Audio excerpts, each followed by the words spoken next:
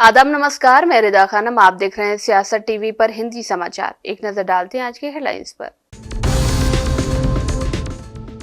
TMC सांसद का बड़ा हमला, कहा भाजपा और कांग्रेस नहीं चाहती है सदन चले।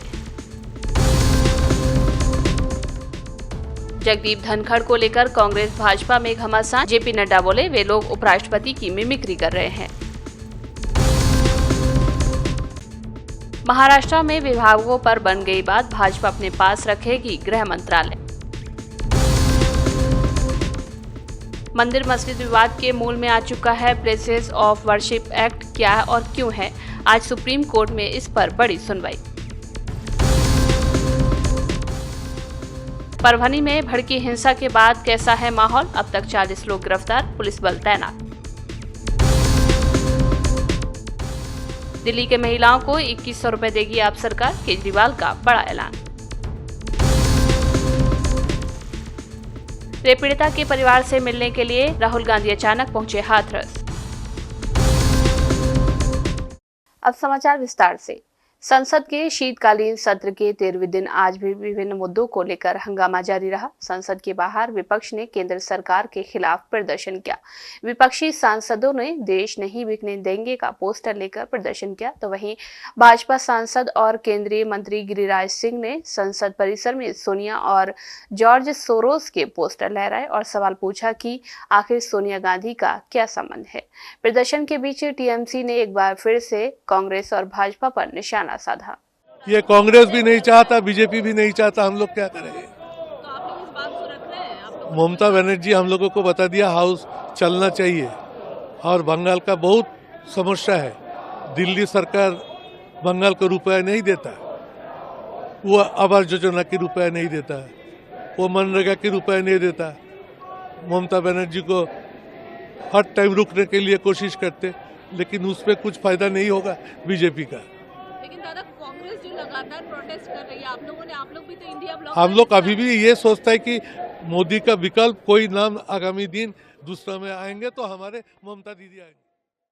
केंद्रीय मंत्री और भाजपा अध्यक्ष जेपी नड्डा ने कहा कि कांग्रेस अध्यक्ष मल्लिकार्जुन खड़गे ने प्रेस कॉन्फ्रेंस करके राज्यसभा सभापति पर आक्षेप लगाए हैं। ये निंदनीय है, ये दुर्भाग्यपूर्ण है और हास्यास्पद है। सदन में बोलने का मल्लिकार्जुन खड़गे को पूरा मौका दिया गया था, लेकिन उन्होंने मना कर दिया। उन्हें चैम्बर में भी कई बार बुलाया गया, लेकिन वे नहीं गए। इससे साफ होता है कि कांग्रेस सदन में सहयोग कराना नहीं चाहती है, वो अराजकता लाने का प्रयास करते हैं।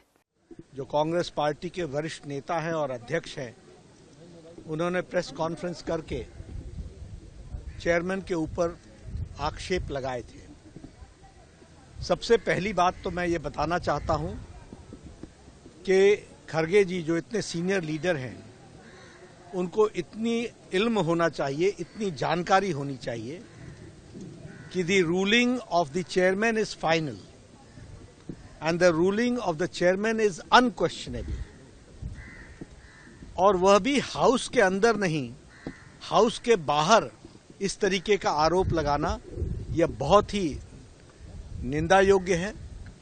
ये इसकी जितनी निंदा की जाए वो कम है। इसकी भर्त्सना करनी चाहिए, और हम इसकी भर्त्सना करते हैं, कंडेम करते हैं, और ये बहुत ही, जिसे कहा जाए कि दुर्भाग्यपूर्ण है। एक बात और मैं कहना चाहता हूं कि खड़गे जी को भरपूर मौका दिया गया है। उन्हें अपनी बात को रखने का मौका हाउस के अंदर भी दिया गया, और उन्होंने ऑन रिकॉर्ड है कि कहा कि no, I will not speak.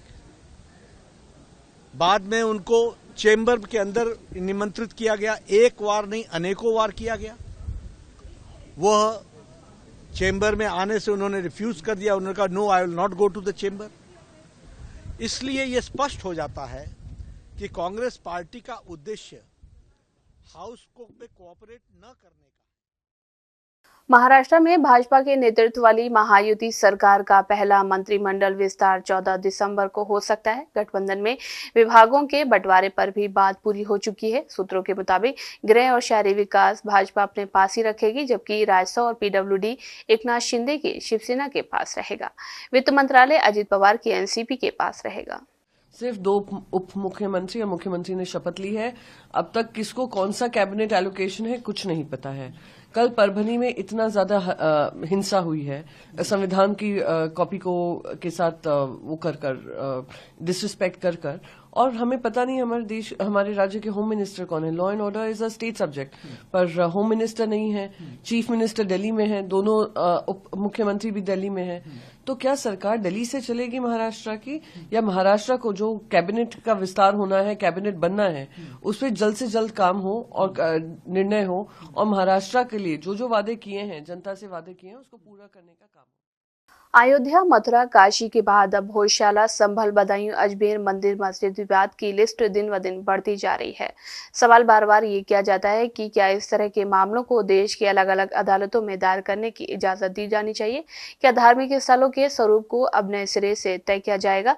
इस तरह के सवालों के केंद्र में एक कानून है जिसे प्लेसेस ऑफ वर्शिप एक्ट कहते हैं। क्या ये क्यों है? ये सुप्रीम कोर्ट में आज इस पर सुनवाई हो रही है। देखा जाए, माननीय सर्वोच्च न्यायालय की टिप्पणियां बहुत गंभीर रही हैं बीते दिनों में। राष्ट्रीय जनता दल की ओर से हम भी मूव किए हैं, एक इंटरवेंशन हमने भी फाइल किया है। इस मुल्क का एक महासागरीय मिजाज है। इस पार्लियामेंट ने एक ही बात है, बिल्डिंग बदलने से हकीकत नहीं बदलती। ये बिल पास किया था एक ऐसे दौर में जब एक पूरा जनरेशन बहुत सफ़र कर चुका था। जाहिर तौर पर स्टेटस को अगर मेंटेन नहीं होगा तो हिंदुस्तान के महासागरीय मिजाज को तालाब में तब्दील करने की कोशिश है। तालाब गदला हो जाता है। इलाहाबाद हाईकोर्ट के जज का जो एंटी मुस्लिम रिमार्क था, उसको लेकर आप लोग इम्पीचमेंट, वो एंटी मुस्लिम मत कहिए, एंटी इंडिया रिमार्क था। भारतवर्ष की जो हमारी सभ्यता रही उसके खिलाफ था। तो जाहिर तौर पर तकरीबन 50 सांसदों ने हस्ताक्षर किया। एक संदेश तो जाना ही चाहिए कि ऐसे लोग इन ओहदों पे पहुंचते कैसे, और उनके जजमेंट को भी खंगालना चाहिए। विपक्ष द्वारा उपराष्ट्रपति जगदीप धनखड़ को हटाने की मांग किए जाने के बीच राज्यसभा सदस्य कपिल सिब्बल ने कहा कि इतिहास उन लोगों को कभी भी माफ नहीं करेगा जिन्होंने सदन की कार्रवाई में समान अवसर नहीं दिया। कांग्रेस की अगुवाई में पहली बार विपक्षी गठबंधन इंडिया के घटक दलों ने मंगलवार को राज्यसभा में धनखड़ के खिलाफ अविश्वास प्रस्ताव लाने के लिए एक नोटिस पेश किया है।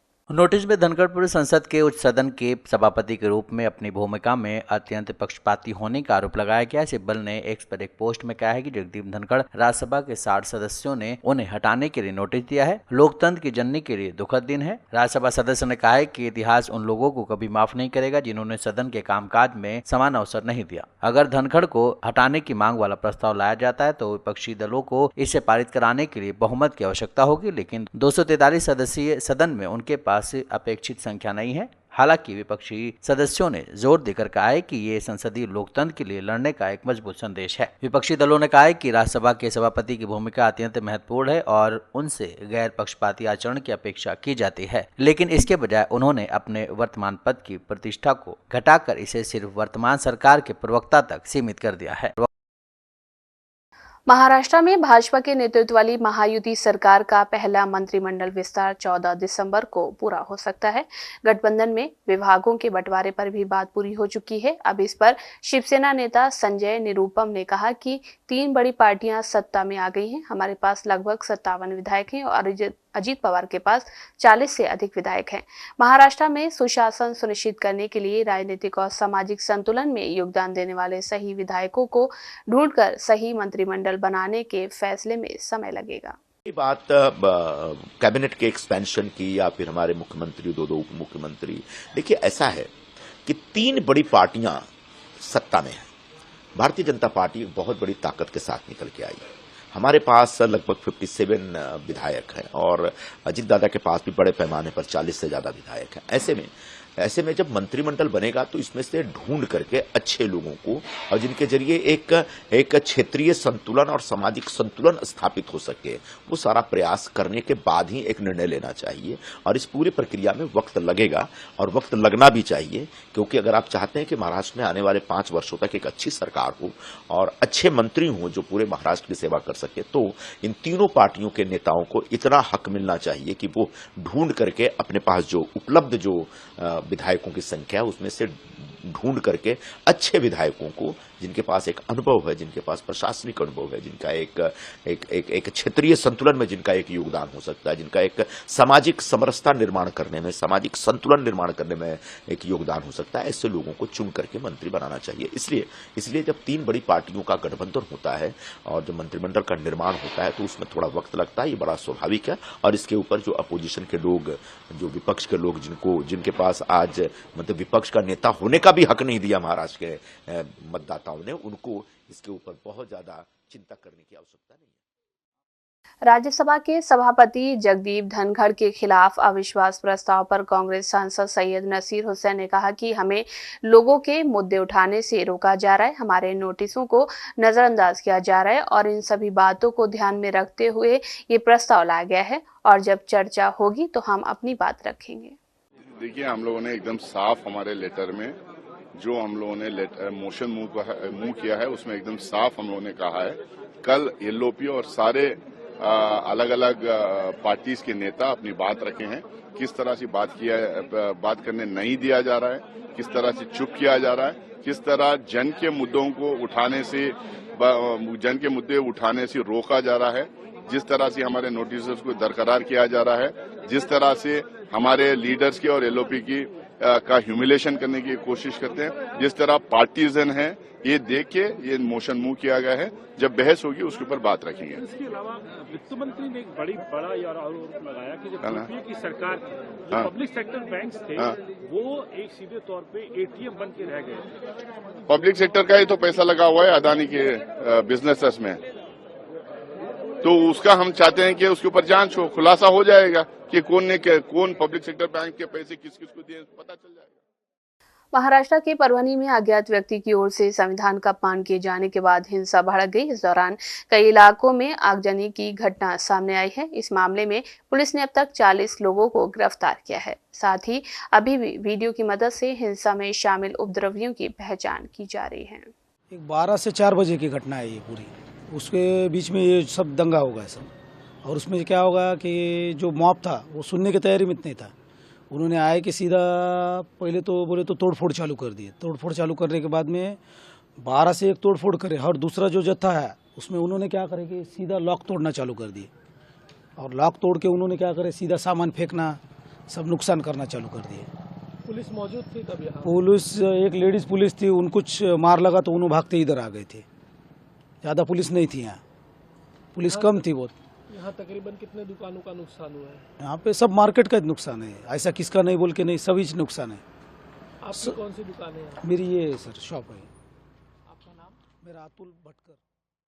हिमाचल प्रदेश के मुख्यमंत्री सुखविंदर सिंह सुक्खू के नेतृत्व वाली सरकार ने बुधवार को अपने 2 साल का कार्यकाल पूरा कर लिया है। साल 2022 में 11 दिसंबर के दिन ही सुखविंदर सिंह सुक्खू हिमाचल के मुख्यमंत्री बने थे। 2 साल का कार्यकाल पूरा होने के मौके पर सरकार बिलासपुर में एक बड़ा कार्यक्रम आयोजित किया गया, जहां एक तरफ सरकार ने अपने 2 साल के कार्यकाल को ऐतिहासिक और व्यवस्था परिवर्तन वाला बताया, तो वहीं दूसरी ओर भारतीय जनता पार्टी इस कार्यकाल को भ्रष्टाचार में लिप्त बता रही है। देखिए, बड़ी साफ बात हमने कही है कि हिमाचल प्रदेश में पालमपुर यूनिवर्सिटी की जमीन को बेचने की शुरुआत कांग्रेस पार्टी ने की। टूरिज्म के नाम पर प्राइवेट इन्वेस्टर्स को बेचने का तरीका निकाल दिया था और आखिरकार हाई कोर्ट ने स्टे दिया। मंशा बड़ी साफ थी। हिमाचल प्रदेश का हिमाचल भवन जो है वो अटैच कर दिया है कोर्ट के आदेश के मुताबिक एक पावर प्रोजेक्ट के संदर्भ में, और उसी तरह से हिमाचल प्रदेश के टूरिज्म के 18 यूनिट जो है वो बंद करने के आदेश दे दिए हैं, जो जिस पर 9 यूनिट अभी तक भी उसी स्थिति में है। तो ऐसी स्थिति में जो हमने बात कही है वो हकीकत है। कांग्रेस हिमाचल प्रदेश को बेचने पर आ गई है, और इसलिए जो भ्रष्टाचार के आरोप और हिमाचल को बेचने के आरोप ये तथ्य पर हैं, ये सिर्फ कहने के लिए नहीं है। इसके सिवाय और क्या कहना है? कौन बोल रहा है सरकार रहेगी या नहीं रहेगी? हम तो बोल ही नहीं रहेगी। जब बार बार उनके मुख से यही बात आ रही कि सरकार हमारी पक्की है, सरकार हमारी मजबूत है, सरकार, तो समझ लीजिए कि सरकार मजबूत भी नहीं है, सरकार पक्की भी नहीं है, सरकार 5 साल चलेगी इसकी गारंटी उनको भी नहीं है। और इसलिए जहां तक भारतीय जनता पार्टी ने कल जो भ्रष्टाचार के आरोप लगाए हैं हम उस पर जवाब मांग रहे हैं। आज की पत्रकार वार्ता में मैंने वही दोहराए हैं, जिस पर वो जवाब ना कल दिए हैं और ना ही देश की राजधानी दिल्ली के त्रिलोकपुरी इलाके में बुधवार देर रात उस वक्त हड़कंप मच गया जब कुछ बदमाशों ने एक जिम ट्रेनर को गोली मार दी। वारदात रात करीब 12:30 बजे की है। 32 साल का रवि यादव अपने दोस्तों के साथ मंदिर के परिसर में आग तपा रहा था। इसी दौरान 3 हमलावर वहां पहुंचे और रवि पर ताबड़तोड़ फायरिंग कर दी। कल रात को तकरीबन 12:30 बजे कल्याणपुरी थाने में एक फायरिंग इंसिडेंट रिपोर्ट हुआ था। कॉलर ने बताया कि उनके भतीजे को कोई गोली मार के चला गया और वो काफ़ी ज़ख्मी हालत में वहाँ पर है। इमीडिएटली इंजर्ड को LBS शिफ्ट किया गया था, जहाँ पे उनके इलाज के दौरान उनकी फैमिली ने उनको मैक्स हॉस्पिटल पटपड़गंज में शिफ्ट कर दिया और अभी उनका फर्दर ट्रीटमेंट वहाँ पर चल रहा है। जो विक्टिम है he was identified as one Ravi Yadav, son of Surendra. 32 साल उनकी उम्र है। प्रोफेशन से वो जिम ट्रेनर हैं। रवि यादव की फैमिली की काफ़ी लॉन्ग टर्म दुश्मनी चल रही है वहीं पे 13 ब्लॉक कल्याणपुरी के एक और परिवार के साथ। उनके पास्ट में काफ़ी क्रॉस केसेस और क्रॉस लिटिगेशंस रही हैं। ऐसा पता चला है कि इनकी आपसी रंजिश के चलते ये परिवार एक दूसरे के अगेंस्ट कंटिन्यूसली कंप्लेंट्स RTIs वगैरह करते रहते हैं। जो प्राइम अक्यूज्ड है, जो रवि ने हमें रात को नाम बताए, तो उसमें जो प्राइम अक्यूज्ड है उनके भाई के खिलाफ भी अभी कुछ दिन पहले रवि के चाचा ने, जो कि एक एडवोकेट हैं, कंप्लेंट दी थी और जिसकी वजह से शायद उसकी नौकरी चली गई थी। और कल भी करकरडूमा कोर्ट में एक सेशंस कोर्ट में शायद दोनों पक्षों के वकीलों के दिल्ली कैबिनेट ने आज महिला सम्मान योजना को पास कर दिया है। इस योजना के तहत महिलाओं को हर महीने 2100 रुपए मिलेंगे। दिल्ली के पूर्व मुख्यमंत्री ने 2024 के बजट में इसका ऐलान किया था। 18 से 60 साल तक की महिलाओं को इस योजना का फायदा मिलेगा। आज मैं दिल्ली के लोगों के लिए 2 बड़ी घोषणाएं करने के लिए आया हूं और ये दोनों इतनी बड़ी घोषणाएं हैं और दोनों घोषणाएं दिल्ली की महिलाओं के लिए हैं, मेरी माताओं के लिए, बहनों के लिए। दोस्तों, मैंने वादा किया था कि हर महिला के अकाउंट में हर महीने 1000 रुपए डलवाएंगे। आज मुझे ये ऐलान करते हुए बेहद फक्र हो रहा है कि आतिशी जी की अध्यक्षता में आज सुबह 10 बजे दिल्ली सरकार की कैबिनेट मीटिंग हुई और उस कैबिनेट मीटिंग में ये प्रस्ताव पारित कर दिया गया कि दिल्ली की हर महिला के अकाउंट में हर महीने 1000 रुपए डाले जाएंगे।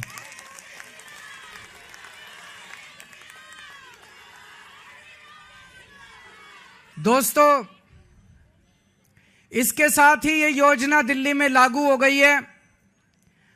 अब इस योजना के तहत महिलाओं को रजिस्ट्रेशन करना होगा और रजिस्ट्रेशन के बाद जो महिलाएं रजिस्ट्रेशन करेंगी उनके अकाउंट में 1000 रुपए आने शुरू हो जाएंगे। दिल्ली में अवैध तरीके से रह रहे बांग्लादेशी और रोहिंग्या के खिलाफ पुलिस स्पेशल ड्राइव चला रही है। राष्ट्रीय राजधानी के कई इलाकों में पुलिस का ये अभियान चल रहा है। बांग्लादेशी प्रवासियों और रोहिंग्या का पता लगाने के लिए पुलिस लोगों के दस्तावेजों की जांच कर रही है। शाहीनबाग इलाके के कालिंदी कुंज और पूर्वी दिल्ली के सीमापुरी इलाके में खास तौर से पुलिस का ये अभियान चल रहा है। दिल्ली में अवैध तरीके से रह रहे बांग्लादेशी और रोहिंग्या के खिलाफ पुलिस स्पेशल ड्राइव चल रही है। राष्ट्रीय राजधानी के कई इलाकों में पुलिस का यह अभियान चल रहा है। बांग्लादेशी प्रवासियों और रोहिंग्या का पता लगाने के लिए पुलिस लोगों के दस्तावेजों की जांच कर रही है। शाहीनबाग इलाके के कालिंदी कुंज और पूर्वी दिल्ली के सीमापुरी इलाके में खास तौर से पुलिस का यह अभियान चल रहा है। अवैध रूप से रह रहे बांग्लादेशियों का मुद्दा फिर से नए तेवर में सामने आ चुका है, जिसकी वजह LGV के सक्सेना ने दिल्ली पुलिस को निर्देश दिया है कि 2 महीने स्पेशल ड्राइव चलाकर अवैध रूप से रह रहे बांग्लादेशियों रोहिंग्यों पर कार्रवाई की जाए। इस निर्देश को लेकर एक लेटर पुलिस कमिश्नर को भेजा गया है। इसके बाद दिल्ली पुलिस में इस ड्राइव को लेकर माथापच्ची शुरू हो गई है। जिन इलाकों को बांग्लादेशियों का गढ़ माना जाता है, उन इलाकों के DCP इस ड्राइव को लेकर असमंजस में हैं। आधिकारिक सूत्रों ने कहा है कि दिल्ली पुलिस के सामने बांग्लादेशी और रोहिंग्यों की पहचान करके कार्रवाई कर पाना बड़ी चुनौती होगी। दिल्ली में कितने बांग्लादेशी रह रहे ये खुद दिल्ली पुलिस को भी नहीं पता है। इलाहाबाद हाईकोर्ट के जज शेखर कुमार यादव के भाषण पर आप सांसद संजय सिंह ने कहा कि देश सबका है और ये बात भारत के संविधान में लिखी हुई है। भारत के संविधान के खिलाफ कोई नहीं जा सकता और अगर कोई इसके खिलाफ जाएगा तो हम उसके खिलाफ आवाज उठाएंगे। देखिए, ये देश सबका है। सभी धर्मों का सम्मान बाबा साहब डॉक्टर भीमराव अंबेडकर जी के द्वारा लिखे गए संविधान में दिया गया है। संविधान के खिलाफ कोई भी न्यायाधीश नहीं जा सकता, कोई भी सरकार नहीं जा सकती, और अगर कोई न्यायाधीश या सरकार उसके खिलाफ जाएगी या बोलेगी तो हम उसके खिलाफ अपनी आवाज उठाएंगे। सुप्रीम कोर्ट में भी ये मामला है और दूसरी तरफ अगर बात करें सुप्रीम कोर्ट का अपना काम है, पार्लियामेंट का अपना काम है। पक्ष लगातार ये कह रही है कि वो तो वीएचपी का एक कार्यक्रम, सत्ता पक्ष तो देश को बर्बाद करना चाहता है ना। सत्ता पक्ष की क्या बात आप कर रहे हैं? 11 लाख बच्चे सरकारी स्कूलों से आज बाहर हो गए। सत्ता पक्ष के दिल दिमाग में कहीं आपने कोई दर्द या पीड़ा देखी? लोग बेरोजगारी की मार झेल रहे हैं, लोग अशिक्षा की मार झेल रहे हैं, सरकारी अस्पताल और स्कूल बंद हो रहे हैं, उस पर सत्ता पक्ष कभी बोलता है? आप बताइए, किसी जज को क्या ये बोलने का अधिकार है कि ये देश सिर्फ हमारा है या सिर्फ बहुसंख्यक समाज का है? ये देश सबका है, 144 करोड़ लोग।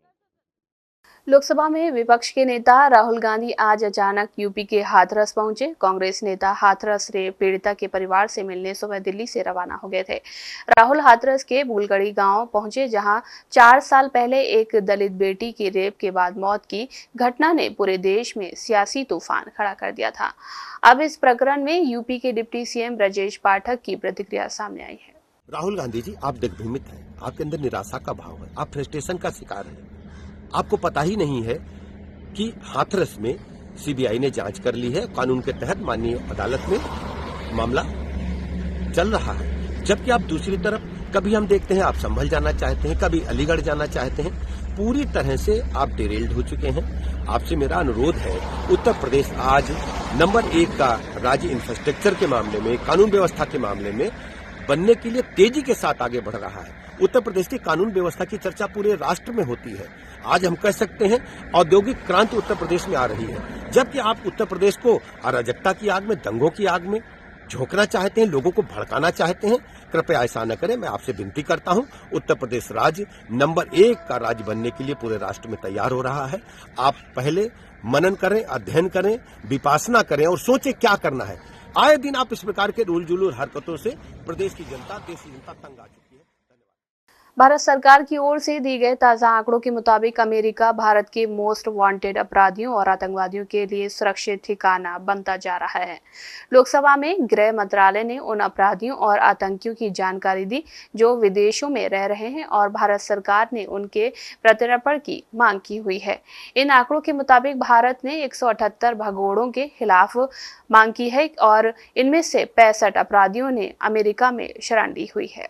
अमेरिका के सामने लंबित प्रत्यर्पण अनुरोधों में लश्कर आतंकी डेविड कोलमैन हेडली और तैमूर राणा भी शामिल हैं। ये दोनों भारतीय एजेंसियों की मोस्ट वांटेड लिस्ट में टॉप पर हैं, जो 26/11 के मुंबई हमलों के मास्टरमाइंड और आरोपी हैं। बीते मंगलवार को भारत के केंद्रीय गृह राज्य मंत्री नित्यानंद राय ने लोकसभा में जानकारी दी है कि मोस्ट वांटेड अपराधियों और आतंकियों के लिए भारत की ओर से किए गए 178 प्रत्यर्पण अनुरोधों में से 65 अमेरिकी सरकार के सामने लंबित हैं। भारत ने 1997 में अमेरिका के साथ प्रत्यर्पण संधि पर हस्ताक्षर किया था। उन्होंने बताया कि साल 2002 से 2018 के बीच अमेरिकी सरकारों ने सिर्फ 11 अनुरोधों को स्वीकार किया है। ये गौर करने वाली बात है कि इन अनुरोधों में 26/11 मुंबई हमलों के मास्टरमाइंड का प्रत्यर्पण स्वीकार नहीं किया गया। हालांकि कानून परिवर्तन एजेंसी के अधिकारियों का कहना है कि मुंबई हमले के एक और आरोपी के प्रत्यर्पण की प्रक्रिया अंतिम चरण में है। गृह मंत्रालय के मुताबिक सरकार आपराधिक या आतंकित गतिविधियों में शामिल संदिग्ध के प्रत्यर्पण के लिए ठोस कूटनीति का इस्तेमाल कर रही है। अब तक भारत ने 48 देशों क्षेत्रों के साथ प्रत्यर्पण संधि पर हस्ताक्षर किए और 12 देशों के साथ समझौते किए हैं। गृह राज्य मंत्री ने कहा है कि पिछले 5 सालों के जुटाए गए आंकड़ों से पता चलता है कि भारत की ओर से किए गए केवल 23 अनुरोधों को पूरा किया गया है। उन्होंने कहा है कि जिन लोगों ने अमेरिका में शरण ली है वो मर्डर, जबरन वसूली, चाइल्ड अब्यूज और वित्तीय धोखाधड़ी के मामले में वांटेड हैं।